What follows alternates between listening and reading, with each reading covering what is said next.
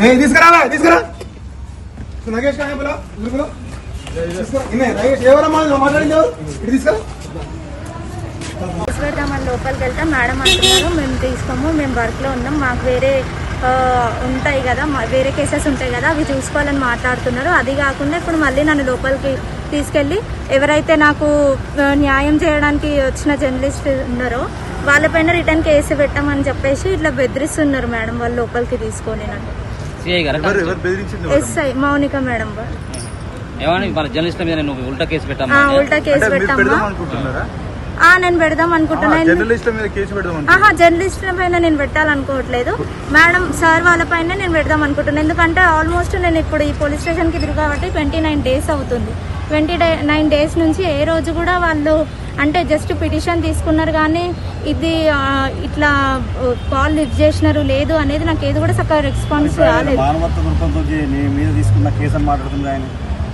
తీసుకున్న ఆ రోజు జస్ట్ మాట్లాడినారు అంతే.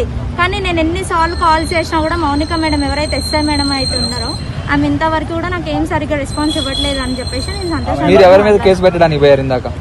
నేను ఇందాక సార్ ఎవరైతే ఇన్స్పెక్టర్ సార్ ఉన్నారో అతని పైన కేసు పెట్టడానికి వెళ్ళాను. వెళ్తే లేదు మేము ఇప్పుడు నేను రాస్తున్నా, ఆల్రెడీ కంప్లైంట్ రాస్తున్నా, మీరు ఏమని ఉంటే తర్వాత చూసుకోండి ఇక్కడ తీసుకోను అన్నట్లుగా మాట్లాడుతున్నారు మేడం.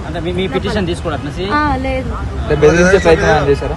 చేస్తున్నారు. అంటే ఎవరైతే నాకు న్యాయం జరగాలని చెప్పేసి వచ్చి నిలబడ్డారో సంతోషంగా వాళ్ళపైన జర్నలిస్టుల పైన రిటర్న్ కేసు పెట్టామని చెప్పేసి నాకు చెప్తున్నారు లోపల. మీరేమని చెప్పారు మరి? నేనేం చెప్పలేదు. నేను ఎందుకు పెడతాను మేడం, మీరు చక్కగా నాకు రెస్పాన్స్ అవ్వలేదు కాబట్టే నేను మీడియాకి అప్రోచ్ అవ్వాల్సి వచ్చింది. మీరు నాకు సరిగ్గా ఆన్సర్స్ ఇచ్చిండి, కాల్స్ లిఫ్ట్ చేసి ఉంటే నేను ఇదంతా చేయకపోయి ఉండేది కదా అని అంటే మాకు కూడా వేరే పనులు ఉంటాయి కదా అన్నట్లుగా మాట్లాడుతున్నారు. లేదు నేనంత ఉన్న అమ్మాయిని అయితే ఇంతవరకు ఎందుకు తిరుగుతా సార్ అంటున్నారు. ఆ మాట కూడా అంటున్నారు. ఏమో సార్ నాకు తెలిసి అయితే ఇన్ని రోజుల నుంచి 29 days నుంచి కూడా ఇప్పుడు అక్కడ ఎవరైతే మౌనిక మేడం మిస్ అయిందారో తను ఏమంటుందంటే వాళ్ళని కూడా తీసుకొచ్చినామమ్మ మాట్లాడుతున్నాం అన్నట్టు వాళ్ళ సైడ్ మాట్లాడుతున్నారు. మరి వాళ్ళు ఇచ్చినారు వాళ్ళు ఏమన్నా వీళ్ళకి అమౌంట్ ఇచ్చినారు అన్నట్టు నాకు అనిపిస్తుంది. ఎందుకంటే వాళ్ళకి బాగా సపోర్ట్ చేస్తున్నట్టుగా మాట్లాడుతున్నారు వీళ్ళు.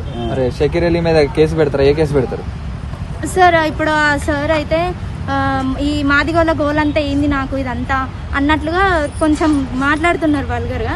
సో ఇంకా అది కాకుండా నేను న్యాయం కోసం అని వస్తే ఎవరైతే జర్నలిస్టులు ఉన్నారో వాళ్ళపైన ఇట్లా దౌర్జన్యానికి దిగినారు కాబట్టి నేను సార్ పైన కేసు పెట్టాలి. జర్నలిస్టుల పైన ఎస్సీ అట్రాసిటీ కేసు పెడతాము మౌనిక ఎస్టీ అమ్మాయి ఏంది దీని గురించి మీకు తెలుసా? ఏమంటారు? అసలు అక్కడ అలాంటి మాటలు అయితే మీడియా వాళ్ళు ఎవ్వరు కూడా యూజ్ చేయలేదు. నేను అక్కడనే ఉన్నా, సాక్ష్యం నేనే దానికి. అలాంటివి అనకున్నా కూడా ఇప్పుడు ఏంటంటే ఇదంతా ఎట్లా ఈ సమస్య నుండి ఎట్లా బయటపడాలి అన్నట్టు వాళ్ళ కేసు పెట్టి వాళ్ళని ఎవరైతే మీడియా వాళ్ళు ఉన్నారో వాళ్ళని అందులో ఇరికిద్దాం అన్నట్టు చూస్తున్నారు.